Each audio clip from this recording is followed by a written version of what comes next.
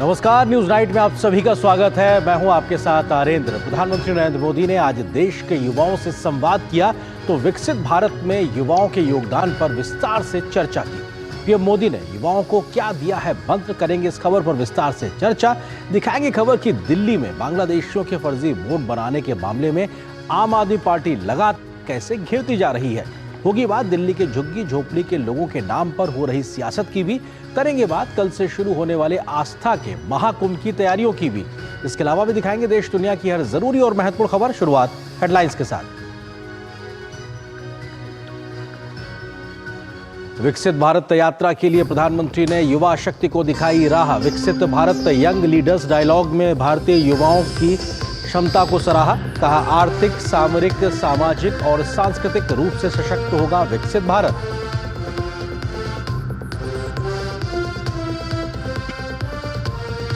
अवैध बांग्लादेशियों के दस्तावेज बनाने के आरोप में घिरी आम आदमी पार्टी। आप विधायक पर लगे आरोपों को लेकर भाजपा ने मांगा जवाब। दिल्ली पुलिस ने विधायक मोहिंदर गोयल को किया तलब। आपने आरोपों को नकारा।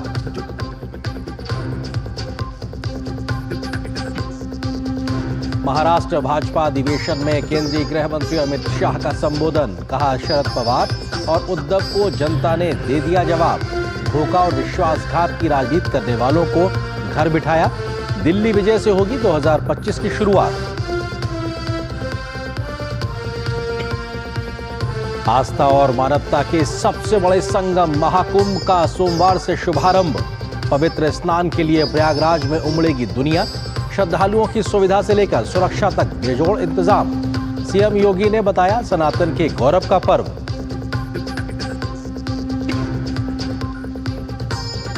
उत्तराखंड के पौड़ी में बड़ा हादसा, अनियंत्रित होकर खाई में गिरी मिनी बस।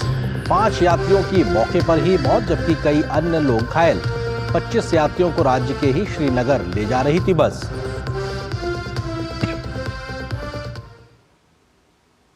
सुर्खियों के बाद में खबरों पर डालते हैं विस्तार से नजर। प्रधानमंत्री नरेंद्र मोदी ने आज देश के युवाओं को राजनीति में आने के लिए प्रेरित करते हुए कहा कि राजनीति अपने विचारों को लागू करने का सबसे शानदार माध्यम बन सकती है। प्रधानमंत्री ने आज राष्ट्रीय युवा दिवस के अवसर पर दिल्ली के भारत मंडपम में आयोजित विकसित भारत युवा नेता संवाद में हिस्सा लिया तो विकसित भारत के लक्ष्य को हासिल करने के लिए युवाओं को मंत्र भी साझा किया।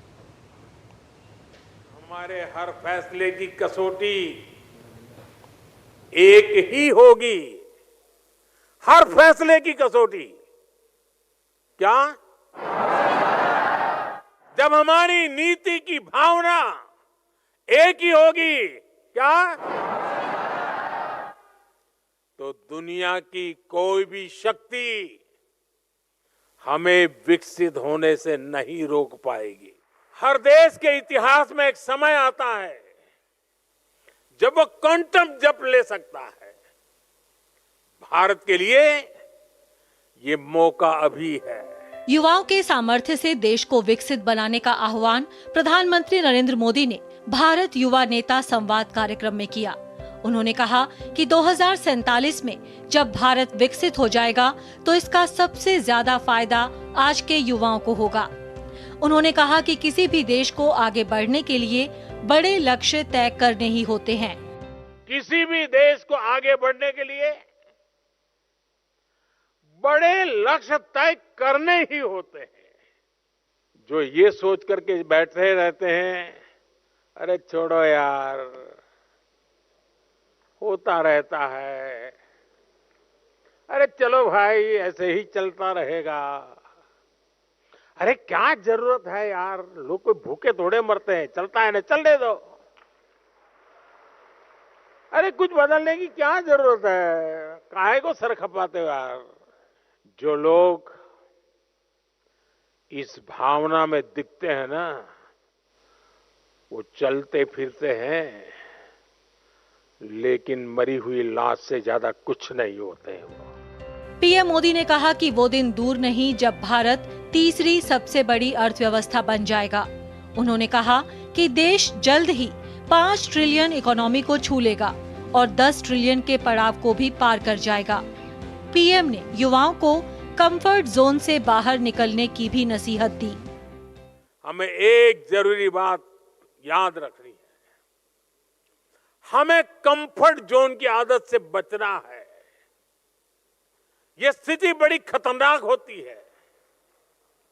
आगे बढ़ने के लिए कंफर्ट जोन से बाहर आकर रिस्क उठाना जरूरी है।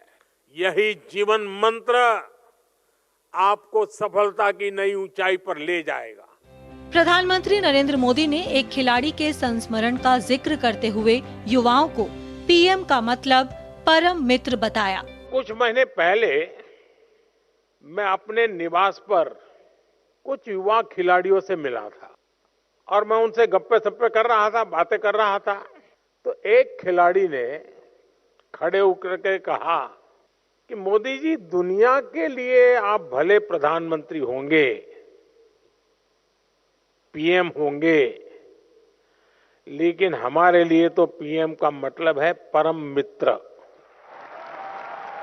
राष्ट्रीय युवा दिवस के अवसर पर भारत मंडपम में आयोजित भारत युवा नेता संवाद में प्रधानमंत्री नरेंद्र मोदी ने एक प्रदर्शनी का भी अवलोकन किया। प्रधानमंत्री ने महिला सशक्तिकरण, खेल, संस्कृति, स्टार्टअप, बुनियादी ढांचे जैसे विषयों पर प्रेरक प्रस्तुतियों को देखा। उन्होंने विकसित भारत का अर्थ समझते हुए कहा कि यह आर्थिक, रणनीतिक, सामाजिक और संस्कृत रूप से सशक्त भारत है। इस विकसित भारत में कमाने और सीखने के भरपूर अवसर होंगे। ब्यूरो रिपोर्ट्स के साथ सुचित्रा, डीडी न्यूज, दिल्ली। तो विकसित भारत युवा नेता संवाद कार्यक्रम में युवाओं ने प्रदर्शनी के माध्यम से अपने रचनात्मक विचार भी आज प्रस्तुत किए। पीएम मोदी ने इस प्रदर्शनी का अवलोकन किया और इन युवाओं से बातचीत भी की। प्रधानमंत्री से मिलना और अपने विचारों को प्रस्तुत करना इन युवाओं के लिए गौरव का पल रहा। प्रदर्शनी में हिस्सा लेने वाले ऐसे ही तमाम युवाओं से बात की हमारी सहयोगी संवाददाता सुचित्रा ने। इस वक्त हमारे साथ हैं हैदराबाद के कुछ युवा जिन्होंने नेशनल यूथ फेस्टिवल में एग्जीबिशन में हिस्सा लिया और प्रधानमंत्री ने भी इनकी एग्जीबिशन को विजिट किया था। किस तरह का आपका पूरा अनुभव रहा? प्रधानमंत्री ने विजिट किया और अपने इसके बारे में कुछ बताइए, टॉपिक के बारे में। बहुत अच्छा एक्सपीरियंस था, अनुभव था। लोग उन्होंने आके बहुत ज़्यादा इनकरेज किया, उन्होंने सपोर्ट किया कि ऐसा कुछ पहली बार हो रहा है जो इंडिया में, तो उन्हें काफ़ी अच्छा लगा। उन्होंने कहा आगे करते रहिए और युवाओं को आगे जाने के लिए उन्होंने प्रोत्साहन दिया। हमारा 5 किलोमीटर क्रायोजेनिक इंजन है जो इंडिया में फर्स्ट टाइम हमने एक रिकॉर्ड टाइम में डेवलप किया, टेस्ट किया विद इन 5 मंथ्स एंड हम इसको बहुत जल्दी अपनी VTVL में टेस्ट करने वाले। VTVL is like a vertical take off and landing vehicle which will going to actually use in the reusable rockets like which we going to like developed it very soon and test it in some few months. इस वक्त हमारे साथ हैं doctor Swapna Verma जिन्होंने बीमारी मुक्त भारत का अपना आज प्रेजेंटेशन दिया। किस तरह का रहा आपका पूरा अनुभव और बीमारी मुक्त भारत प्रेजेंटेशन के बारे में बताइए। बहुत बहुत धन्यवाद आपका। बीमारी मुक्त भारत जो हमारा अभियान चल रहा है, मध्य प्रदेश से सतना ज़िले से हम आते हैं और ये पूरा अभियान डिजिटली टेक इनेबल्ड है। इसमें हम लोगों की कम्युनिटी वाइज मास हेल्थ स्क्रीनिंग करते हैं, डिजिटल हेल्थ प्रोफाइल बनाते हैं, फैमिली ट्री चार्ट को भी हम नज़र में रखते हुए, जिससे आने वाले उनके परिवार में जो फिजियोलॉजिकल या पैथोलॉजिकल जो चेंजेस हो रहे हैं उसको किस तरीके से जीवन शैली में सुधार करके दिया जाए तो उनकी बीमारियों को हम रोकथाम कर सकें और जेनेटिक प्रोफाइल बनाकर हम उनकी आने वाले 10 सालों में जो परिवार जिन चीज़ों से पीड़ित हो सकता है उससे उन्हें बचाने की कोशिश कर रहे हैं। आज हमें बहुत ही प्राउड महसूस हो रहा है बिकॉज आई होप कि हम जैसे युवाओं के लिए जो कुछ कर रहे हैं अपनी मातृभूमि में, अपनी भारत माता के लिए, उसको रिकॉग्नाइजेशन मिलना इतने बड़े प्लेटफॉर्म पे, ये हमारी प्रधानमंत्री मोदी जी की श्रेष्ठता है। और I don't know how to explain but I am so proud that we are born in this country and we are known as Bharti. Ramya, tell us something about your startup. Awesome. Thank you so much. I am the founder of Marbles Health. Marbles Health is a brain health company and we make safer, effective solutions for different psychiatric conditions and neurological disorders. So today the biggest weapon we have in the age of AI is our own body. And in our body, the most important organ for us is our brain. Unfortunately, today in India, 1 in 5 people have some or the other neurological or psychiatric disorder. And ये बढ़ती ही जाएगी अभी because with all of the world in the state that it is in. The solutions today are only psychiatric medication and we know कितनी side effects होती हैं उनकी and they're not even that effective. despite all of these problems, it's a $1 billion market just in India today of psychiatric हो गया medication. अखिल का Here, our innovation is to उनका हो गया जो create बोल रही more थी ये। scalable technology that's safer and more effective than medication. नमस्कार, मेरा नाम आदित्य राज है। और आज स्वामी विवेकानंद जी की 163वीं जयंती है। विवेकानंद जी की जयंती को देश राष्ट्रीय युवा दिवस के रूप में मनाता है। राष्ट्रपति, उपराष्ट्रपति और प्रधानमंत्री समेत तमाम गणमान्य लोगों ने स्वामी जी के योगदान को आज याद किया, नमन किया। तो सभी राज्यों में भी इस मौके पर विशेष कार्यक्रम आज आयोजित किए गए। स्वामी विवेकानंद जी की 163वीं जयंती पर देश भर में कार्यक्रमों की धूम रही। राष्ट्रपति द्रौपदी मुर्मू, उपराष्ट्रपति जगदीप धनखड़ और प्रधानमंत्री नरेंद्र मोदी ने जहां उन्हें नमन किया, वहीं राज्यों में होने वाले कार्यक्रम में राज्यपाल और मुख्यमंत्री शामिल हुए और श्रद्धा सुमन अर्पित किए। तमिलनाडु के राज्यपाल आर.एन. रवि ने राजभवन में स्वामी विवेकानंद जयंती के उपलक्ष्य में आयोजित राष्ट्रीय युवा दिवस समारोह में हिस्सा लिया। वहीं आंध्र प्रदेश के मुख्यमंत्री चंद्रबाबू नायडू ने अमरावती में स्वामी विवेकानंद जी को नमन किया। उधर इस उपलक्ष्य में भोपाल में सामूहिक सूर्य नमस्कार कार्यक्रम हुआ, जिसमें मुख्यमंत्री मोहन यादव भी शामिल हुए। सीएम ने दुनिया की सबसे बड़ी 3D रंगोली के निर्माण में भी हिस्सा लिया। उत्तर प्रदेश और हरियाणा में भी स्वामी विवेकानंद जी की याद में कार्यक्रम आयोजित किए गए। 1893 के शिकागो समिट के माध्यम से उन्होंने दुनिया को बताया था कि भारत क्या है, भारत की आध्यात्मिक और सांस्कृतिक विरासत क्या है। स्वामी विवेकानंद की वो भविष्यवाणी जो उन्होंने 125 साल पहले की थी कि 21वीं शताब्दी भारत की होगी, मुझे गर्व है इस बात का। यशस्वी प्रधानमंत्री के नेतृत्व में भारत जिस प्रकार से आगे बढ़ रहा है, अपनी आंखों के सामने 21वीं शताब्दी भारत की होगी, ये हम अपनी आंखों से देखेंगे। यह दिन और उत्सव हमारी भारतीय संस्कृति की दुनिया भर में परचम फहराने वाले महान संत स्वामी विवेकानंद जी को नमन करने, उन्हें याद करने और उनका अनुसरण करने का ये दिन है। महान आध्यात्मिक गुरु, दार्शनिक और चिंतक स्वामी विवेकानंद जी की जयंती को युवा दिवस के रूप में मनाया जाता है। उन्होंने युवाओं को राष्ट्र निर्माण और मानवता की सेवा में योगदान के लिए प्रेरित किया। Bureau report, DD news. Swami Vivekananda की जयंती के मौके पर एक तरीके से देश भर में कार्यक्रम हुए, लेकिन दिल्ली में जो मुख्य कार्यक्रम जिसमें प्रधानमंत्री भी शामिल हुए, वहां पे युवाओं से संवाद किया। इसी खबर पे हम करेंगे चर्चा। इसी से जुड़ा है आज का हमारा विशेष भी, युवाओं का दम, विकसित भारत बनेंगे हम। क्योंकि युवाओं से संवाद करके विकसित भारत का संकल्प दोहराया गया, तो इन युवाओं से देश में एक नई राजनीतिक परिपाटी की शुरुआत को लेकर भी प्रधानमंत्री ने संवाद किया। जिन लोगों से, जिन युवाओं से प्रधानमंत्री ने दिल्ली के मंडपम में आज संवाद किया है, उनमें से कुछ छात्र युवा हमारे साथ इस वक्त स्टूडियो में ही मौजूद हैं।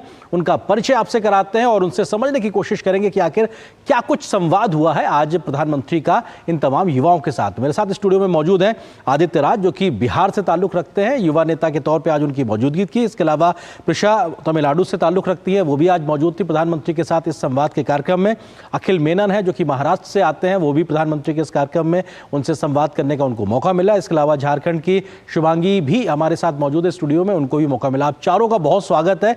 और आदित्य, शुरुआत आपसे ही, क्योंकि प्रधानमंत्री के इस कार्यक्रम को होस्ट करने का भी मौका आपको मिला।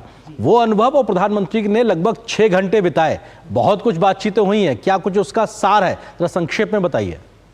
एक शब्द में अगर सार कहें तो प्रधानमंत्री जी ने अपने भाषण में कहा कि पीएम अर्थात प्रधानमंत्री नहीं, परम मित्र। और कहीं ना कहीं ये बहुत बड़े सौभाग्य का विषय है कि आज की तारीख में एक ऐसा कार्यक्रम भारत में होना जिसमें निचले स्तर पे, जिले लेवल से लेके और राष्ट्रीय स्तर पर एक एक भूमिका किसी इवेंट मैनेजमेंट कंपनी ने नहीं निभाई, माई भारत के वॉलंटियर्स ने निभाई।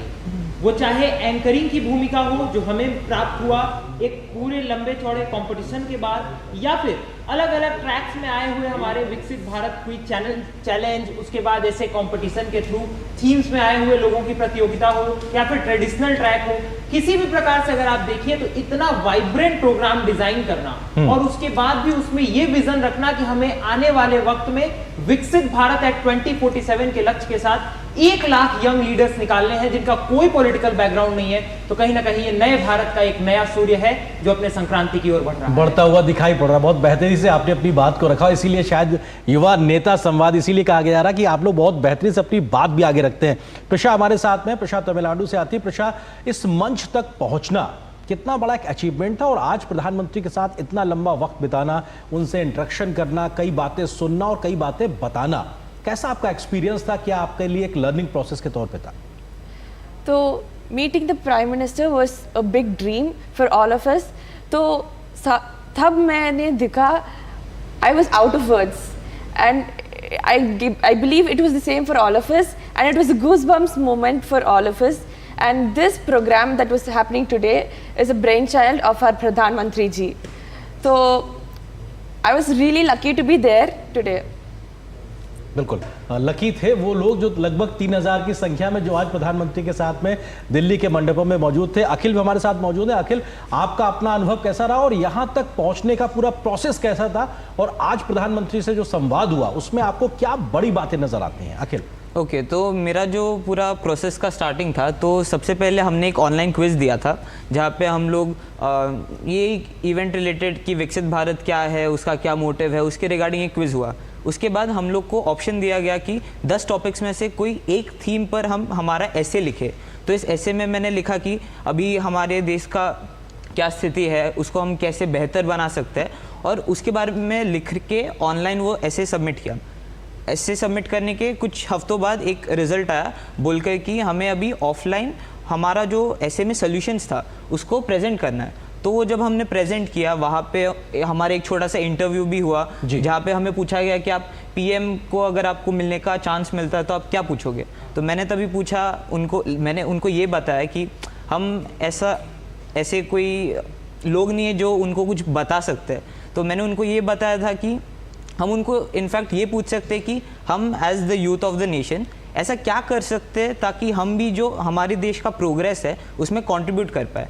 और ये मैं जब यहाँ पर आया दिल्ली में जी कि ये चीज़ मैं थोड़ा और अच्छे से समझ पाया, क्योंकि इतने सारे लोग अलग अलग शहरों से आए, अलग अलग स्टेट से आए, उनके जितने भी आइडियाज़ थे वो सब वहाँ पे जब प्रेजेंटेशन वो सब दे रहे थे, तभी मैं समझ पाया कि क्यों ये चीज़ हमें एक नेशनल लेवल पे करना चाहिए। क्योंकि ऐसा हो सकता है कि मैं बस महाराष्ट्र में रहकर कोई स्पेसिफिक चीज़ों के बारे में सोच सकता हूँ, बट कोई हो सकता है जो यूपी से हो, सिक्किम से हो, वो कोई और इश्यूज़ के बारे में सोचे, अलग तरीके से सोचे और कोई यूनिक इनोवेटिव सोल्यूशन दे पाए। तो ओवरऑल मेरा जो एक्सपीरियंस यहाँ पे था बहुत बढ़िया था, बहुत कुछ सीख पाया। इवन दो मैं फिटनेस और स्पोर्ट्स में थोड़ा बहुत इन्वॉल्व हूँ, बहुत कुछ नए चीज़ें सीख पाया। ठीक है, प्रधानमंत्री से जो बात हुई उसके बारे में बात करेंगे। शुभांगी, आप बता रही थी अभी पहले हमसे जो बातचीत हो रही थी उसमें कि प्रधानमंत्री के साथ एक बहुत लंबा आपका आज इंटरेक्शन का मौका मिला। क्या कुछ बड़ी बातें आपने कही और प्रधानमंत्री ने अपनी तरफ से उन बातों को लेकर क्या कुछ रिस्पॉन्ड किया? सर, प्रथम तो आप सबको मेरा झारखंडी जोहार। आज ये सौभाग्य मिला गुमला एक छोटे से टायर 3 टायर 4 जिले से आने वाले, जो कि मोस्ट ऑफ लोग जानते भी नहीं होंगे गुमला को, वहाँ से मैं आती हूँ। और आज ये सौभाग्य मुझे प्राप्त हुआ कि आपने गुमला का जिक्र किया तो मैं बता दूं, गुमला एस्पिरेशनल डिस्ट्रिक्ट है और वो अपने आप में उन लगभग 100 डिस्ट्रिक्ट्स में से एक है जो सबसे ज़्यादा विकास की दौड़ में पीछे रह गए हैं। और वहाँ पर जो एस्पिरेशनल प्रोग्राम है नीति आयोग का वो भी चलता है और आप उस जिले से आती हैं। जी, अपनी बात को पूरा करें। और आज हमें ये सौभाग्य मिला कि मैं पीएम सर के साथ सेम टेबल में बैठ करके 2 से ढाई घंटे तक हमारा लंच चला और 2 से ढाई घंटे तक हमारी बातचीत चली। अब इस बातचीत में तो उन्होंने कई बातें बताई, पर जो द की क्रक्स वॉज वो उन्होंने युवा शक्ति के बारे में बताया कि कैसे ये जो देश है वो युवा शक्ति से भरपूर है। और हमारे प्रधानमंत्री के नेतृत्व में जो खुद इतनी शक्ति से, मैंने उनसे वही पूछा कि सर ये शक्ति आती कहाँ से है कि सुबह आप बृहदेश्वर में रहते हैं, दोपहर में आप द्वारका में पानी के अंदर रहते हैं और शाम में फिर आप हिमालय की चोटी में रहते हैं, तो ये शक्ति आती कहाँ से और ये हम युवाओं अपने अंदर कैसे लेकर के आए ये चीज़। उन्होंने कहा कि ये जो मिशन है वही हमारा एम्बिशन है, ये मिशन पूरा करते चलना, मैं थकता नहीं हूँ, मुझे अगर पूरा करना है तो मैं करके ही रहूँगा। उन्होंने बताया कि 25 साल के राजनीतिक करियर में मुश्किल से बस 5 ही कार्यक्रम रहे होंगे जिसमें उन्होंने अपनी भागीदारी नहीं निभाई होगी, अपना कमिटमेंट नहीं पूरा किया होगा। इससे हमें पता चलता है कि वो कितने कमिटेड और डेडिकेटेड हैं, कितने सिंसियर हैं अपने काम को लेकर के। और यही है हमारा प्रेरणा स्रोत कि अगर हम मन में कुछ ठान लें, अपने डिसिप्लिन में किसी चीज़ को लेते हैं, तो हम उस चीज़ को पूरा करें। वो हमारे लिए भी अच्छा होगा, हमारे समाज के लिए भी अच्छा होगा और अंततः राष्ट्र के लिए तो अच्छा होगा। मोड में कैसे काम करना है, ये एक तरीके से पीएम से आपने आज सीखा है। आदित्य, क्योंकि बहुत से विषयों पे बात हुई है, प्रेजेंटेशन भी युवाओं ने दिए हैं, संक्षेप में जरा किन किन विषयों पर विस्तार से आज प्रधानमंत्री का आप युवाओं से संवाद हुआ है और किस प्रकार के जो ग्लोबल चैलेंजेस हैं उसके लोकल सॉल्यूशंस पे भी बातचीत हुई है, उसको थोड़ा सा बताइए आदित्य। देखिए, जब आज पीपीटी प्रेजेंटेशंस चल रहा था तो 10 अलग अलग थीम्स के ऊपर बातें हो रही थी, लेकिन महत्वपूर्ण ये नहीं था कि 10 थीम्स पे बातें हुई, उससे ज़्यादा महत्वपूर्ण ये था कि बच्चों के द्वारा अपना विजन रखने के बाद जो प्रधानमंत्री जी के द्वारा इनपुट्स रखे गए वो बहुत ही वाइब्रेंट थे। और जो बात हमने उस समय उनको भी कही, उसको अगर सार के रूप में कहा जाए तो एक पंक्ति हमने वहाँ पे कही थी कि अब तो जब हम ठान लेंगे लक्ष्य का संधान होगा, विरासतों की रक्षा होगी, विकसित हिंदुस्तान होगा। अगर हम वास्तविकता में कहें तो पूरे के पूरे डिस्कशन का सार ये था कि हम अपने रूट से कनेक्टेड रहें, विरासत से कनेक्टेड रहें और साथ ही साथ विकास के नए नए पैमाने रचते रहें। और इसीलिए स्टार्टअप कैपिटल इंडिया को बनाना हो, मैन्युफैक्चरिंग हब बनाना हो, या फिर एग्रीकल्चर में किस तरह से रिवॉल्यूशन लाया जा सकता है, ऐसा कोई क्षेत्र नहीं था, एजुकेशन से लेके एंटरप्रेन्योरशिप से लेके एम्प्लॉयमेंट से लेके इकोनॉमी से लेके इन्वायरमेंट तक, जिसके ऊपर चर्चा नहीं हुई। मुझे तो लगता है कि शब्दों के किसी भी मायाजाल में उसे बताना संभव नहीं है। बिल्कुल प्रिशा, क्योंकि प्रधानमंत्री ने लाल किले से भी इस बात का जिक्र किया था कि यंग यूथ्स को राजनीति में आना चाहिए, पॉलिटिक्स में आना चाहिए, और आज भी प्रधानमंत्री ने इस बात का जिक्र किया। आपको लगता है कि ऐसे यूथ जो अपने आप में ट्रेडिशनली इस प्रकार के फैमिली से नहीं आते हैं, नए आइडियाज के साथ में पॉलिटिक्स में आके देश को आगे ले जाएं, इस विजन को एक बार फिर से जब प्रधानमंत्री ने आज डिस्कस किया आप लोगों से, क्या कुछ आपके मन में आया, उसके बारे में थोड़ा सा बताइए Prisha. It is not necessary कि उनको पॉलिटिकल बैकग्राउंड है था, कोई भी लोग उसको एक आइडिया है, सभी कुछ बैकग्राउंड से है, और we can also become leaders for our country. We had a chance to interact with people from different backgrounds, different culture, तो it was a nice eye opening experience and it is very much needed since we the youth are the future of our country. बिल्कुल। अखिल, आपको लगता है कि ये जो एक idea है, इसको अगर ज़मीन पर उतारने के लिए तेज़ी से काम करना है तो उसके लिए आज एक बड़ा मंच था और लगभग 3000 युवाओं के साथ में प्रधानमंत्री का इंटरेक्शन, ये उस दिशा में आगे बढ़ने के लिए कितना प्रेरित किया आप लोगों को प्रधानमंत्री के साथ इस संवाद ने कि हाँ, आप भी राजनीति के माध्यम से देश को आगे बढ़ाने में योगदान दे सकते हैं? तो मुझे नहीं लगता ये बस जो वो 3000 लोग आए थे उनके लिए ही है, क्योंकि ये जो इवेंट था ऑल ओवर इंडिया इसको टेलीकास्ट किया गया था, इसके बारे में इंफॉर्मेशन सब दिया गया था। तो ये बस वो 3000 लोगों के अलावा बहुत सारे लोगों को इंस्पायर किया ताकि वो भी ऐसे कॉम्पिटिशन्स में आए, फाइनल्स तक आए, उनकी भी बात वो हमारे प्रधानमंत्री के सामने रखने का अपॉर्चुनिटी उनको मिले। ये सब चीज़ों को भी कंसिडर किया जाए तो ऐसे इवेंट्स और होने चाहिए, और साल में बस एक ही बार नहीं होना चाहिए। जितना ज़्यादा बार ये होगा उतना ज़्यादा वैरायटी मिलेगा उनको आइडियाज़ में, उतना ज़्यादा उनको अपॉर्चुनिटी मिलेगा प्रेजेंट करने के लिए भी। बिल्कुल। शुभांगी, आपका अपना एक्सपीरियंस क्या रहा जब प्रधानमंत्री से जब इनफॉर्मल तरीके से बहुत सी बातें हुई? आपको लगा कि जिनको टेलीविज़न पे देखना या उनके बारे में कई बार पढ़ना, टीवी पे देखना, लेकिन आज उनसे जब मिलना, तो वो एक एक्सपीरियंस किस प्रकार का था? आपको लगा कि हाँ, वो जो एक रियल एनर्जी के बारे में जो बात होती है, जब उनसे बात की प्रधानमंत्री से, तो वो आपका अपना अनुभव क्या था? सर, अनुभव तो खैर बहुत ही अच्छा था, उसको शायद शब्दों में एक्सप्लेन करना पॉसिबल नहीं हो पाएगा, क्योंकि अभी खुद मैं उस चीज़ को फील कर रही हूँ। आज मुझे हमको लगता है अभी पूरा एक हफ्ता लगेगा उस चीज़ को शब्दों में लेकर के आने के लिए। पर प्रधानमंत्री जी जब हमारे सामने बैठे थे तो ऐसा लगा ही नहीं कि वो देश के प्रधानमंत्री हैं, ऐसा लगा कि जैसे वो हमारे परिवार के वडील हैं और हमारे मेंटोर हैं, जो प्यार से हमें गाइड कर रहे हैं, चीज़ों को बता रहे हैं। उन्होंने अपनी माताजी के बारे में बताया, उन्होंने अपने बचपन के बारे में बताया, उन्होंने हमें सिखाया कि अपने परिवार से कैसे जुड़ा हुआ रहना चाहिए। और उन्होंने ये भी कहा कि इसी सेम टेबल पे बैठ करके मैं पिछले साल पिछले साल G20 की बातें कर रहा था, और आज देखो मैं अपने युवाओं के साथ बैठा हूँ। और इसी संदर्भ में हम लोग उनसे इतने क्लोज हो गए कि फिर मतलब आज जो ये गमछा मैंने ओढ़ा हुआ है उसमें उनका सिग्नेचर है, नरेंद्र मोदी लिखा हुआ है इसमें। This is what I will take with me, this is a lifetime experience. प्रधानमंत्री नरेंद्र मोदी जी का ऑरा जैसा स्टेज में लगता है वैसे वो समक्ष रूप से हैं। खुली किताब है प्रधानमंत्री नरेंद्र मोदी जी, जो वो स्टेज पे बोलते हैं वही वो आमने सामने ही बोलते हैं। ऐसा लगेगा ही नहीं कि जैसे कोई प्रोटोकॉल या कोई हायरार्की मेंटेन की जा रही हो। वो घर की बात, घरेलू बात वैश्विक तौर पर करते हैं। वही होता है ना कि सिंपल चीज़ों को इतने मतलब सिंपल भाषा में वो इतने बड़े संदेश देते हैं कि वो किसी भी मतलब बालक को भी वो तुरंत प्रोत्साहित कर दे, वो प्रेरणा दे दे। बिल्कुल। आदित्य, आपको लगा कि एक तरीके से प्रधानमंत्री से मिलने के बाद में कि जो वो एक विजन लेकर भारत के लिए चल रहे हैं वो अपने आप में लोगों के साथ कनेक्ट करते हुए नजर आते हैं, और युवाओं के साथ संवाद करना सिर्फ वो लोग नहीं जो आज मंडपम में, भारत मंडपम में मौजूद थे, बल्कि देश भर के युवाओं के साथ में, क्या आपको लगता है वो एक कनेक्शन सीधे तौर पर स्थापित होता हुआ दिखाई पड़ रहा है, और वो चीज़ें शायद आने वाले कल में बेहतरी से ट्रांसलेट भी होंगी ज़मीन पे, जो प्रधानमंत्री कह रहे हैं इस बातों को? बिल्कुल पूरी तरीके से आपकी बात सही है कि ऐसा होता दिख रहा है, और इसका सबसे बड़ा उदाहरण हम अपने आप को मानते हैं। प्रधानमंत्री जी का ही विज़न था 2019 में कि हम इंडिया के यूथ को यूथ पार्लियामेंट में लेके जाएंगे। 2023 में हमने यूथ पार्लियामेंट में बिहार को रिप्रेजेंट किया, और आज वही कारण था कि उस परफॉर्मेंस और उसके बाद कॉम्पिटिशन्स के आधार पे ही आज हमें ये मंच मिल पाया। यानी अगर उन्होंने तब इंस्पायर न किया होता तो हमारे अंदर एस्पिरेशन नहीं जगी होती कि इस मंच से भी हमें बोलना है, और आज कहीं ना कहीं भारत मंडपम तक का ये सफर तय नहीं हो पाया होता। तो निश्चित रूप से उनका विजन जमीन पे उतर रहा है और सारे युवाओं के साथ कनेक्ट कर रहा है। इसीलिए पार्टिसिपेंट्स की संख्या आपने देखा 30 लाख से भी ज़्यादा थी। बिल्कुल। प्रिशा, आपको लगता है कि प्रधानमंत्री ने इस बात का जिक्र किया कि अमेरिका हो या तमाम दुनिया के ऐसे देश जो आज बहुत विकसित स्थिति में पहुंच गए, लेकिन एक वक्त था जब वो क्राइसिस के स्थिति में थे, वो अपने आप में उदाहरण, और भारत किस तरीके से एक विजन के साथ आगे बढ़ रहा है। भारत का जो विजन है 2047 तक विकसित भारत होने का, आपको लगता है कि वो एक रियलिस्टिक तरीके से आगे बढ़ती हुई जो अप्रोच है वो किस तरीके से आपको एक ट्रांसलेट होती हुई दिखाई पड़ रही है, जो आपने बात आज की, जो आपने पूरा चीज़ों का एक्सपीरियंस किया इस पूरे प्रोसेस के तहत?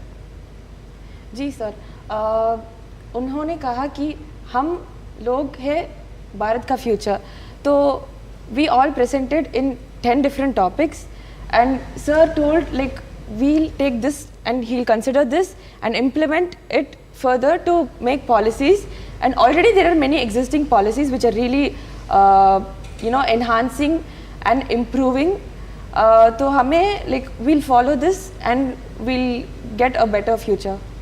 Okay.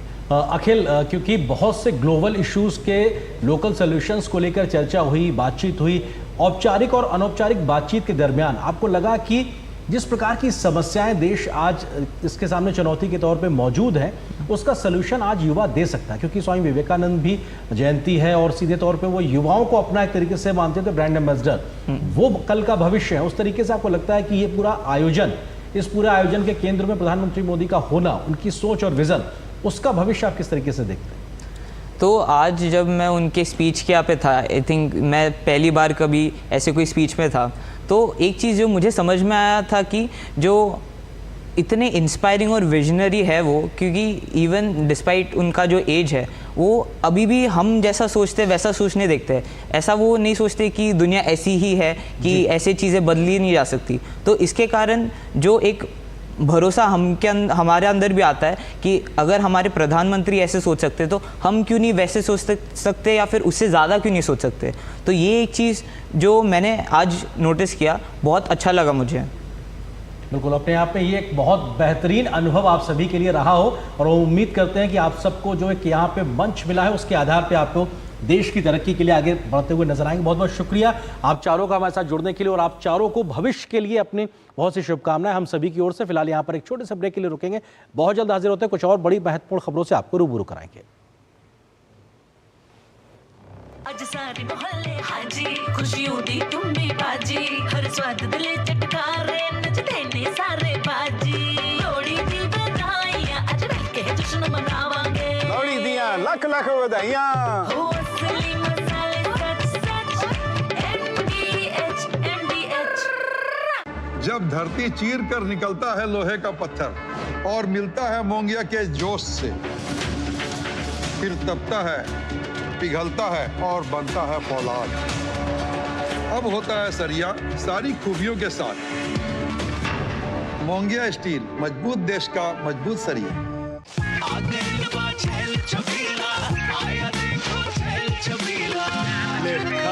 अच्छा भैया, मेरी गाय को भी अपने हाथों से चारा खिला दो। अरे खिलाई देते हैं। हमारी गाय भैया। क्या हो गया, पूरा का पूरा गांव यहाँ आ गया। अच्छा भैया, इसी हाथ से चारा खिलाते हो, तभी तो आपके गाय भैंसों की ब्यात सबसे ज्यादा है। अरे पगले, ये चमत्कार इस हाथ का नहीं, हाथ में जो कपिला पशु आहार है उसका है, जो पशुओं की सेहत अच्छी रखता है और ब्यात भी बढ़ाता है। ले जाओ।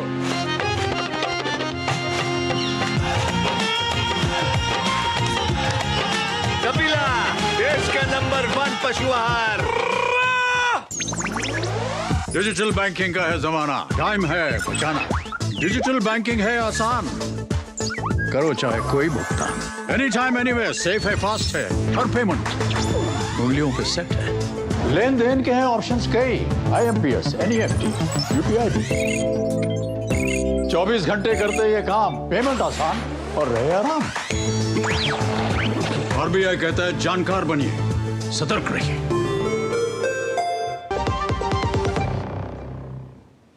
और ब्रेक के बाद अब खबर दिल्ली से। दिल्ली की कड़कड़ाती ठंड के बीच में सियासी तपिश बढ़ती जा रही है।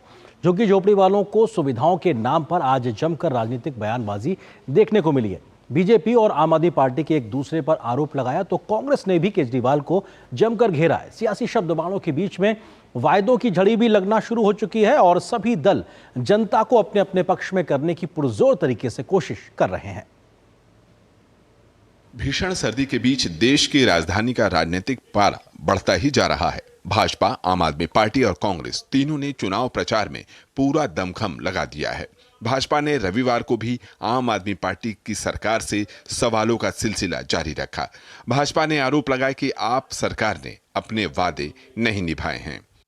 एक नया अस्पताल इन्होंने 10 साल में नहीं बनाया, and they have not added a single bed to any of the existing hospitals. Mohalla clinics जो है,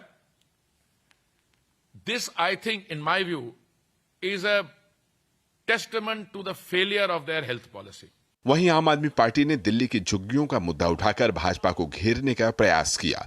केजरीवाल ने झुग्गियों को लेकर वार किया तो भाजपा ने जोरदार पलटवार करने में देर नहीं लगाई। 10 महीने हुए थे मुझे मुख्यमंत्री बने हुए। रात को 2 बजे मैं अपने सारे अफसरों को जगा के उनके घर से झुग्गी के अंदर आया था यहाँ पे, और इनकी झुग्गी बचाई थी मैंने। झुग्गियां टूटने नहीं दी थी। जो आदमी झूठ बोलता है उसको हर की बात झूठी लगती है। क्या केजरीवाल बता पाएंगे कि झुग्गी वालों के लिए क्या किया है उनको? हम पक्का मकान दे रहे हैं हर झुग्गी वालों को, जहाँ रह रहे हैं वहीं पे पक्का मकान दे रहे हैं। 4600 मकान हम दे चुके हैं, लेकिन झुग्गी वालों का हक छीनकर वो अपना शीश महल बनाने का काम करते हैं। चुनाव मुहिम के बीच कालकाजी से भाजपा उम्मीदवार रमेश बिधूड़ी ने दिल्ली के नागरिकों को पत्र लिखा है। उन्होंने केजरीवाल पर भ्रामक प्रचार का आरोप लगाया है।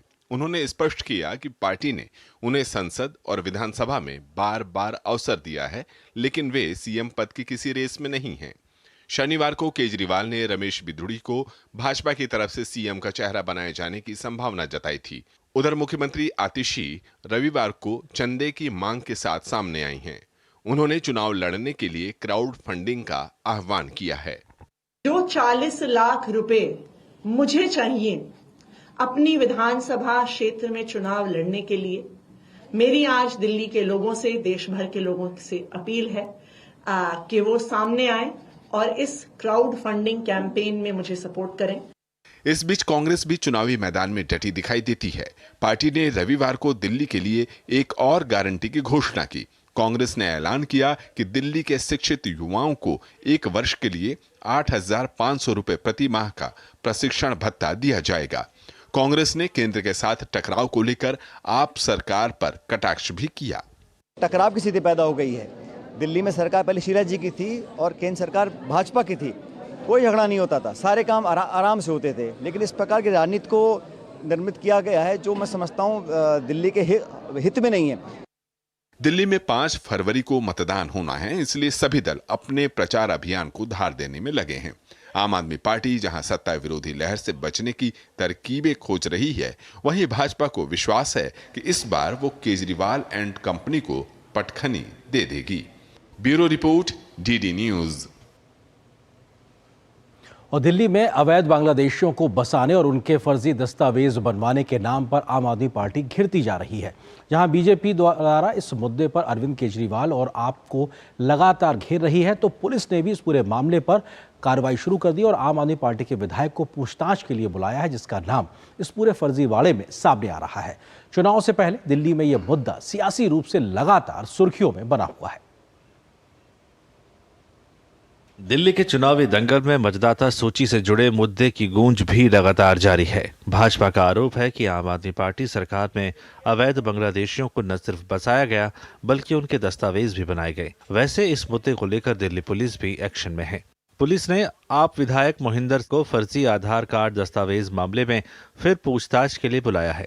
यह मामला गिरफ्तार अवैध बांग्लादेशियों के पास मिले आधार कार्डों से जुड़ा है। दिल्ली पुलिस ने फर्जी दस्तावेज की मदद से फर्जी वोटर कार्ड बनवाने के आरोप में 2 लोगों को गिरफ्तार किया है। इस बीच भाजपा आम आदमी पार्टी पर अवैध बांग्लादेशियों को बसाने को लेकर निशाना साध रही है। जांच एजेंसी ने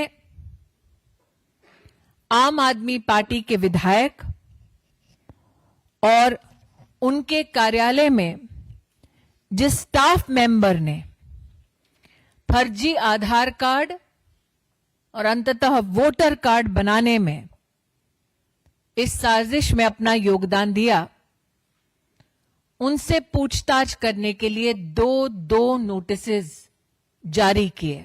जो इस फर्जीवाड़ में शामिल हैं, न वो 2 नोटिस पाने के बाद भी जांच एजेंसी के सामने प्रस्तुत नहीं हुए। भाजपा का आरोप है कि अवैध बांग्लादेशियों की मदद करने वाली आप वाल्मीकि मंदिर के 44 नाम मतदाता सूची से हटवाने का प्रयास कर रही है। भाजपा का कहना है कि ऐसा करके केजरीवाल दिल्ली में धार्मिक उन्माद बढ़ाना चाहते हैं। अरविंद केजरीवाल की घटिया सोच यहीं खत्म नहीं होती। पहले पूर्वांचल भाई बहनों को गाली देते हैं, अब भगवान वाल्मीकि के मंदिर पर प्रहार करते हैं, और अब देखिए उस वाल्मीकि मंदिर के पास एक मज़ार है जहां 60 वोट हैं। अब्दुल मोहम्मद अफजान, अब्दुल सुभाष, सलमा सुभान, किसी एक भी वो वोटर वहाँ नहीं रहता, लेकिन उनके वोट काटने के लिए अरविंद केजरीवाल नहीं लिखेंगे। क्यों? क्योंकि दलित भाई बहन, सनातनी भाई बहन, हिंदू भाई बहन, इनके वोट कटवाएंगे, लेकिन इनके वोट नहीं कटवाएंगे, क्योंकि इस धर्म विशेष की राजनीति अरविंद केजरीवाल को करनी है। दिल्ली में अवैध बांग्लादेशियों को बसाने को लेकर आम आदमी पार्टी लगातार सवालों में रही है। आम आदमी पार्टी इस आरोप को खारिज करती है। दूसरी तरफ आम आदमी पार्टी का जवाबी आरोप है कि मतदाता सूची से बहुत से नाम हटाए गए हैं। हालांकि अपने आरोपों को लेकर उसने अब तक कोई सबूत पेश नहीं किया है। Bureau report, DD news. Maharashtra के शिरडी में भारतीय जनता पार्टी का 2 दिवसीय राज्य स्तरीय अधिवेशन आयोजित किया गया। केंद्रीय गृह मंत्री अमित शाह ने अधिवेशन के समापन सत्र को आज संबोधित किया। इस अवसर पर उन्होंने उद्धव ठाकरे और शरद पवार पर जमकर निशाना साधा और बीजेपी की सरकारों के द्वारा राज्य और केंद्र में किए जा रहे तमाम प्रकार के कार्यों का भी जिक्र किया और पार्टी कार्यकर्ताओं से कहा कि इन कामों को कैसे जनता तक आगे ले जाना है। महाराष्ट्र में भाजपा के 2 दिवसीय प्रदेश अधिवेशन के समापन सत्र को संबोधित करते हुए केंद्रीय गृह मंत्री अमित शाह ने उद्धव ठाकरे और शरद पवार पर जमकर निशाना साधा। गृह मंत्री अमित शाह ने दिल्ली, पश्चिम बंगाल, बिहार और महाराष्ट्र में कांग्रेस और सहयोगियों के बीच मतभेदों का हवाला देते हुए कहा कि आज इंडी गठबंधन पूरी तरह बिखर गया है। इन्होंने धोखा और विश्वासघात की राजनीति शुरू की, वो शरद पवार जी, और अंतिम धोखा जिसने दिया वो उद्धव ठाकरे जी। दोनों को घर पे बिठाने का काम महाराष्ट्र की जनता ने किया है। महाराष्ट्र पूरा इंडी अलायंस एक घमंडिया गठबंधन वेर विखेर होने की शुरुआत हुई है। इसमें महाराष्ट्र के कार्यकर्ताओं का बहुत बड़ा योगदान है। आपके विजय ने इनका आत्मविश्वास समाप्त। केंद्रीय गृह मंत्री अमित शाह ने कहा कि वादों को पूरा करना भाजपा की परंपरा है। देश में विकास की चेन तभी संभव है जब पंचायत से लेकर पार्लियामेंट तक भाजपा। भाइयों बहनों, विकास की चेन तभी संपूर्ण होती है जब पंचायत से पार्लियामेंट तक आप भगवा लहरा दो तभी विजय होती है, तब तक विजय नहीं होती। पंचायत के अंदर भी भाजपा, तहसील जिला में भी भाजपा, म्यूनिसिपालिटी में भी भाजपा, म्यूनिसिपल कॉरपोरेशन में भी भाजपा, महाराष्ट्र में भी भाजपा, देश में भी भाजपा। पंचायत से पार्लियामेंट तक हर जगह विजय का सूत्रधार बनने के लिए आज आपको बुलाया है। केंद्रीय गृह मंत्री अमित शाह ने महाराष्ट्र बीजेपी के राज्य स्तरीय अधिवेशन में शामिल होने से पहले शिरडी मंदिर जाकर साईं बाबा से आशीर्वाद लिया। Bureau report, DD news. और यहाँ पर एक और छोटे से ब्रेक के लिए रुकते हैं, बहुत जल्द हाजिर होते हैं। पशुपालन हमारी परंपरा, विरासत और संस्कृति की पहचान रही है। पशुपालन को लाभकारी और उन्नत बनाने के उद्देश्य से पशुपालन और डेयरी विभाग भारत सरकार प्रत्येक 5 वर्ष पर पशुधन गणना करता है। इस बार अक्टूबर 2024 से फरवरी 2025 में होने वाली पशुधन गणना में पोल्ट्री, पालतू पशुओं और आवारा पशुओं की कुल 219 नस्लों का डेटा एकत्रित किया जा रहा है। तो जब सरकारी कर्मचारी गणना के लिए आए तो उन्हें पशुधन की सही जानकारी दें। इससे पशुधन के लिए योजनाएं बनाने में मदद मिलेगी। पशुओं की नस्ल में सुधार होगा और मजबूत होगा आपकी आमदनी का आधार। आपके सहयोग से भारत बनेगा 5 ट्रिलियन की अर्थव्यवस्था वाला देश। मेरे पशु, मेरी जानकारी, होगी समृद्ध संपदा हमारी। मेरी पसंद, मेरी पसंद, मेरी पसंद, मेरी पसंद, हमारी पसंद, हम सबकी पसंद। मजबूत देश का मजबूत सरिया हो गया स्टील। रिटायरमेंट प्लानिंग के लिए तेरा एसआईपी के बारे में क्या ख्याल है? रिटायरमेंट अभी तो पूरी लाइफ बाकी है यार। पर तुझे नहीं लगता अगर रिटायरमेंट के बारे में अभी से नहीं सोचे तो आगे जाके प्रॉब्लम होगी? पर रिटायरमेंट के बारे में सोचना क्यों है इतना जरूरी? जब तक आप रिटायर हो जाएंगे महंगाई काफी ज्यादा बढ़ जाएगी और आपकी इनकम वो तो रुक ही जाएगी। इसीलिए आज ही म्यूचुअल फंड्स में एसआईपी शुरू कीजिए और हर महीने थोड़ा थोड़ा करके धन इकट्ठा कीजिए एक कंफर्टेबल रिटायर्ड लाइफ जीने के लिए। अधिक जानकारी के लिए अपने वित्तीय सलाहकार से परामर्श करें। LIC म्यूचुअल फंड द्वारा निवेशक शिक्षा की एक पहल। म्यूचुअल फंड निवेश बाजार जोखिम के अधीन है। योजना से संबंधित सभी दस्तावेजों को ध्यान से पढ़ें। और ब्रेक के बाद अब आपको खबर दिखाते हैं महाकुंभ से जुड़ी हुई तैयारियों की।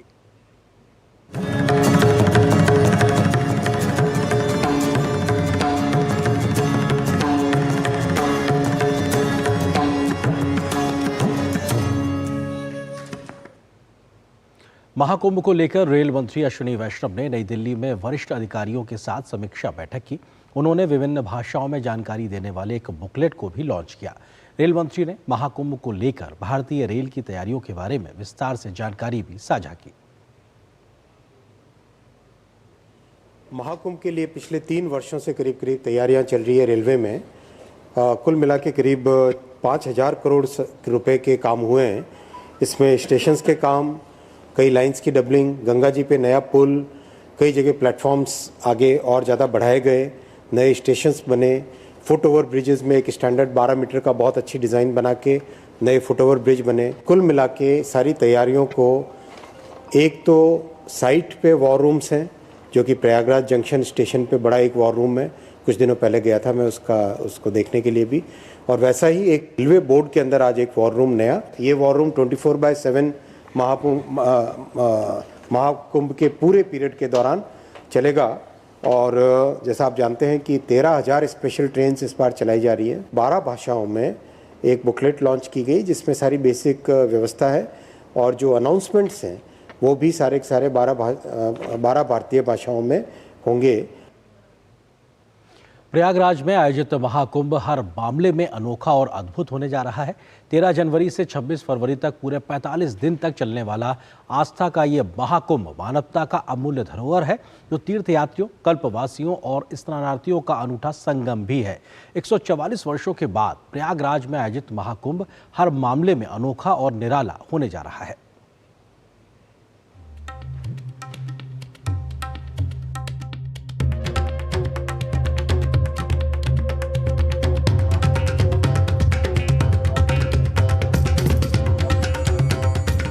जहां आरती, स्नान, कल्पवास, दीपदान, त्रिवेणी संगम पर परिक्रमा के साथ भक्ति भाव में डूबे श्रद्धालुओं द्वारा भक्ति गीत, भक्ति नृत्य, आध्यात्मिक कथाओं पर विभिन्न मंचन, वेद मंत्र उच्चारण और प्रार्थनाओं का सुंदर समागम हो।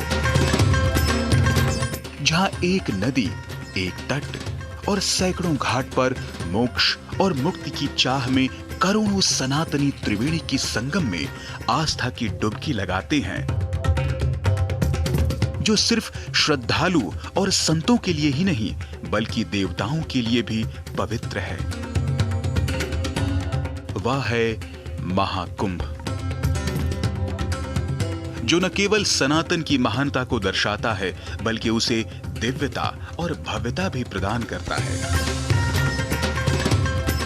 वैसे तो कुंभ में हर दिन स्नान का पुण्य मिलता है, लेकिन अमृत स्नान का महत्व सबसे ज्यादा है। प्रयागराज महाकुंभ में कुल 6 प्रमुख स्नान हैं। इनमें से 3 अमृत स्नान है और 3 प्रमुख स्नान हैं। प्रयागराज महाकुंभ में स्नान की जो मुख्य तिथियां हैं वे हैं: 13 जनवरी 2025 को पौष पूर्णिमा के दिन पहला प्रमुख स्नान है। पौष पूर्णिमा कल्पवास की शुरुआत का प्रतीक भी है। वहीं 14 जनवरी 2025 को मकर संक्रांति के दिन पहला अमृत स्नान है। यह दिन महाकुंभ मेले में दान पुण्य की शुरुआत का प्रतीक है। 29 जनवरी 2025 को मौनी अमावस्या के दिन दूसरा अमृत स्नान का आयोजन है। मौनी अमावस्या के दिन का विशेष महत्व है क्योंकि यह माना जाता है कि इस दिन स्नान करने से सारे पाप धुल जाते हैं। इसके बाद महाकुंभ में तीसरा अमृत स्नान बसंत पंचमी के दिन है। अमृत स्नान के अलावा 12 फरवरी 2025 को माघी पूर्णिमा के दिन भी स्नान के लिए काफी शुभ दिन है। यह दिन साधु सन्यासियों की 1 महीने की तपस्या अवधि की समाप्ति का प्रतीक है। महाकुंभ का आखिरी महत्वपूर्ण स्नान 26 फरवरी 2025 को महाशिवरात्रि के दिन है। महाकुंभ का अंतिम दिन महाशिवरात्रि होता है, जो भगवान शिव के विवाह का प्रतीक है और आध्यात्मिक विकास के लिए एक महत्वपूर्ण दिन है। प्रयागराज में आयोजित महाकुंभ मेला पृथ्वी पर सबसे बड़ा मानव समागम है। देश और दुनिया से आए 40 करोड़ से ज्यादा श्रद्धालु प्रत्यक्ष रूप से इस पवित्र समागम के साक्षी बनेंगे। इस महाकुंभ का आयोजन इतना बड़ा है कि अंतरिक्ष यात्री अंतरिक्ष से भी श्रद्धालुओं की भीड़ को देख सकते हैं। दरअसल महाकुंभ आध्यात्म से कहीं बढ़कर संस्कृतियों, परंपराओं और भाषाओं का जीवंत मिश्रण है, जहां लघु भारत परिलक्षित होता है। कुंभ की विशालता और भव्यता को देखकर ही 2017 में यूनेस्को ने कुंभ मेले को मानवता की अमूर्त सांस्कृतिक सूची में स्थान दिया। Bureau report, DD news. तो आस्था का महापर्व महाकुंभ इस बार किस प्रकार से दिव्य और भव्य अलौकिक होने वाला है, कुछ आंकड़ों के नजरिए से आपको बताते हैं, क्योंकि कल से इसकी शुरुआत होने जा रही है। भव्य दिव्य महाकुंभ में लगभग 40 से 45 करोड़ श्रद्धालुओं के आने का अनुमान जताया जा रहा है। दुनिया की लगभग 5% आबादी इस मेला क्षेत्र में पहुंचेगी। दुनिया की 5% आबादी बहुत बड़ी संख्या होती है। इसी प्रकार से अगर बात की जाए तो ये जो आबादी होगी, लगभग इसकी तुलना अगर 40 करोड़ की हम बात कर रहे हैं, 40-45 करोड़ जो लोग पहुंचेंगे, अमेरिका की कुल आबादी 33.5 करोड़ है, यानी उससे भी ज्यादा लोग यहां पहुंचेंगे। जल्दी से बताते हैं आपको कितने बड़ी संख्या से ज्यादा देशों की आबादी यहां पहुंचने वाली है। रूस की जनसंख्या लगभग 14 करोड़ लोगों की है, उससे ज्यादा संख्या यहां पे मेला क्षेत्र में आएगी। इसी प्रकार से पाकिस्तान की आबादी 24 करोड़ के आसपास है, उससे ज्यादा दुगनी संख्या लगभग मेला क्षेत्र में पहुंचती हुई नजर आएगी। 13 जनवरी को जो प्रमुख स्नान है उसका जिक्र करते हैं। 13 जनवरी जो कि कल है, उसमें पौष पूर्णिमा का स्नान है। 14 जनवरी को मकर संक्रांति का एक महत्वपूर्ण स्नान होने वाला है। इसके अलावा 29 जनवरी को मौनी अमावस्या का स्नान होगा। कुल 6 प्रमुख स्नान है, उनमें से 3 फरवरी को बसंत पंचमी, 12 फरवरी को माघी पूर्णिमा और 26 फरवरी को महाशिवरात्रि के प्रमुख स्नानों को एक तरीके से आयोजन होगा। और ये अपने आप में सबसे ज्यादा संख्या इन 6 दिनों में वहां पर दिखाई पड़ेगी। महाक्षेत्र में महाकुंभ की अगर बात की जाए तो लगभग 4000 हेक्टेयर के इलाके में मेला क्षेत्र स्थापित किया गया है और इसमें 1,80,000 टेंट लगाए गए हैं, जो कि अस्थायी तौर पर लगने वाली सबसे बड़ी व्यवस्था दुनिया भर में है। 24 घंटे बिजली पानी की सुविधा यहां उपलब्ध कराई गई, उसके लिए विशेष इंतजाम किए गए हैं। 30 पोंटून के अस्थायी पुल बनाए गए हैं, जिनमें से 15 संगम तट के बहुत ही करीब बनाए गए हैं और हर जरूरत QR कोड एक तरीके से जगह जगह पे स्थापित किया गया है, जिसको कि कोई भी स्कैन करके जानकारी हासिल कर सकता है या फिर मदद ले सकता है। तो डिजिटल कुंभ का भी पूरा भव्य आयोजन दिखाई पड़ रहा है।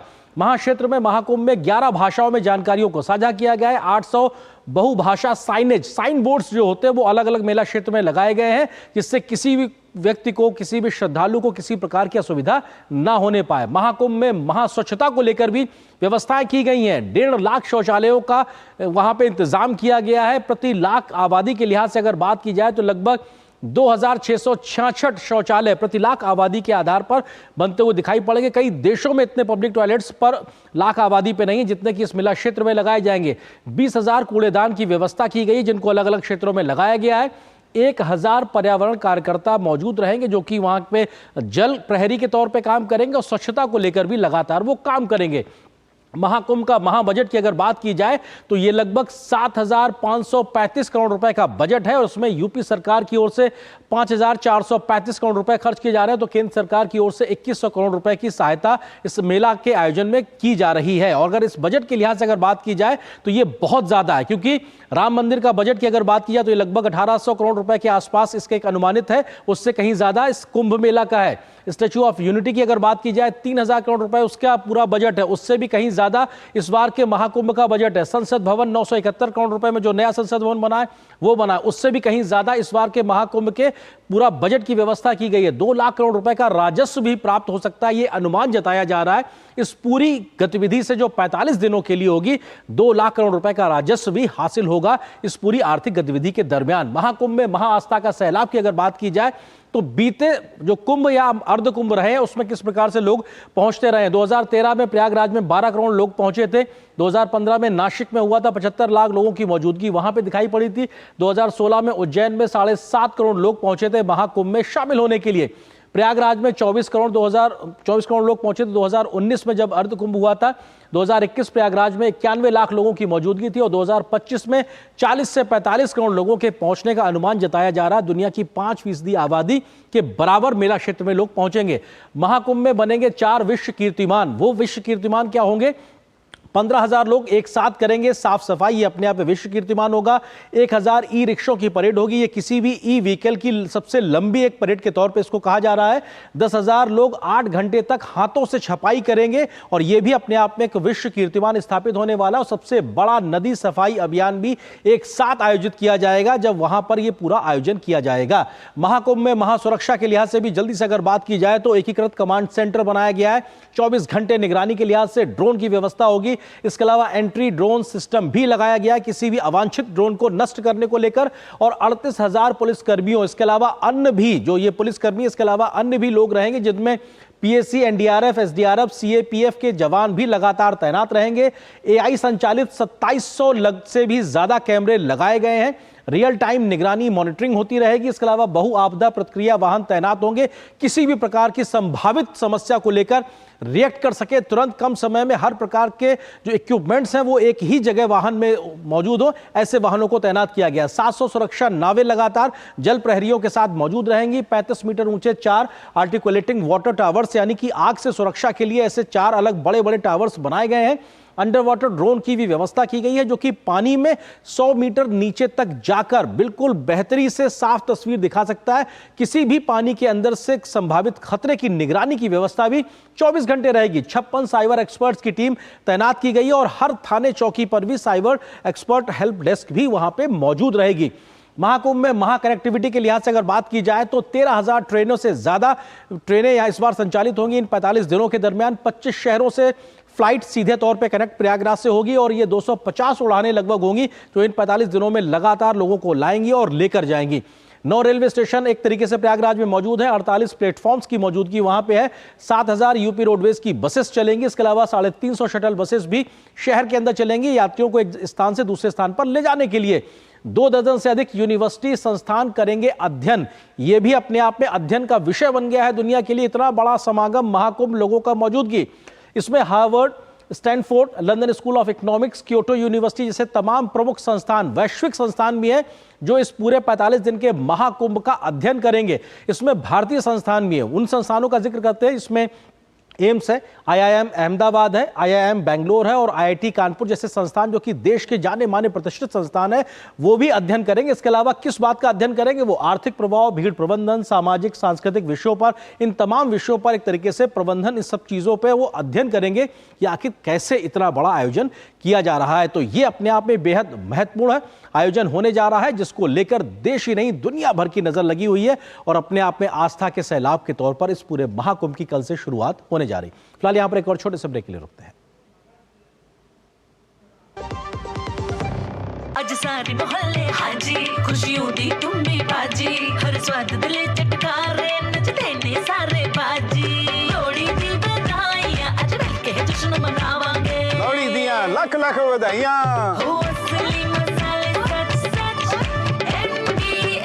MDH जब धरती चीर कर निकलता है लोहे का पत्थर और मिलता है मोंगिया के जोश से, फिर तपता है, पिघलता है और बनता है फौलाद। अब होता है सरिया सारी खूबियों के साथ। मोंगिया स्टील, मजबूत देश का मजबूत सरिया। रिटायरमेंट प्लानिंग के लिए तेरा एसआईपी के बारे में क्या ख्याल है? रिटायरमेंट अभी तो पूरी लाइफ बाकी है यार। पर तुझे नहीं लगता अगर रिटायरमेंट के बारे में अभी से नहीं सोचे तो आगे जाके प्रॉब्लम होगी? पर रिटायरमेंट के बारे में सोचना क्यों है इतना जरूरी? जब तक आप रिटायर हो जाएंगे महंगाई काफी ज्यादा बढ़ जाएगी और आपकी इनकम वो तो रुक ही जाएगी। इसीलिए आज ही म्यूचुअल फंड्स में SIP शुरू कीजिए और हर महीने थोड़ा थोड़ा करके धन इकट्ठा कीजिए एक कंफर्टेबल रिटायर्ड लाइफ जीने के लिए। अधिक जानकारी के लिए अपने वित्तीय सलाहकार से परामर्श करें। LIC म्यूचुअल फंड द्वारा निवेशक शिक्षा की एक पहल। म्यूचुअल फंड निवेश बाजार जोखिम के अधीन है। योजना से संबंधित सभी दस्तावेजों को ध्यान से पढ़ें। प्रधानमंत्री नरेंद्र मोदी कल जम्मू कश्मीर के सोनवर्ग टनल का उद्घाटन करेंगे। इस मौके पर प्रधानमंत्री एक जनसभा को संबोधित भी करेंगे और टनल के निर्माण में शामिल श्रमिकों से मुलाकात भी करेंगे। सोनमर्ग सुरंग लेह के रास्ते में श्रीनगर और सोनवर्ग के बीच हर मौसम में संपर्क प्रदान करने में सक्षम होगी, क्योंकि अभी सर्दियों के मौसम में वहां पर यातायात अवरुद्ध हो जाता है। आप देखिए इस पूरी खबर को, मुझे दीजिए अनुमति। नमस्कार। सोनमर्ग की बर्फीली घाटी में विकास, प्रधानमंत्री करेंगे सोनमर्ग टनल का उद्घाटन, जम्मू कश्मीर वासियों में खुशी की लहर। प्रधानमंत्री नरेंद्र मोदी 13 जनवरी को जम्मू कश्मीर के सोनमर्ग का दौरा करेंगे। प्रधानमंत्री सोनमर्ग में जेड मोड़ सुरंग का उद्घाटन करेंगे। इस अवसर पर वो उपस्थित जनसमूह को संबोधित भी करेंगे। लगभग 12 किलोमीटर लंबी सोनमर्ग सुरंग परियोजना का निर्माण 2700 करोड़ रुपए से अधिक की लागत से किया गया है। इसमें सोनमर्ग मुख्य सुरंग, एक निकास सुरंग और पहुंच मार्ग शामिल हैं। समुद्र तल से 8650 फीट की ऊंचाई पर स्थित ये भूस्खलन और हिमस्खलन मार्गों को दरकिनार करते हुए लेह जाने के रास्ते में श्रीनगर और सोनमर्ग के बीच प्रत्येक मौसम में संपर्क बढ़ाएगी और रणनीतिक रूप से महत्वपूर्ण लद्दाख क्षेत्र में सुरक्षित और निर्बाध पहुंच सुनिश्चित करेगी। ये सोनमर्ग को साल भर घूमने लायक जगह में बदलकर पर्यटन, साहसिक खेल और स्थानीय आजीविका को भी बढ़ावा देगी। अब ये टनल खुलने के बाद ये समस्या नहीं रहेगी और 365 दिन आपके पास ये सड़क उपलब्ध होगी कि सोनमर्ग से लेके कश्मीर गंदरबल तक अगर पब्लिक जाना चाहें, लोग जाना चाहें तो उनके लिए रास्ता खुला रहेगा। सारे ही जम्मू एंड कश्मीर में ऐसे कई प्रोजेक्ट्स में काम चल रहा है।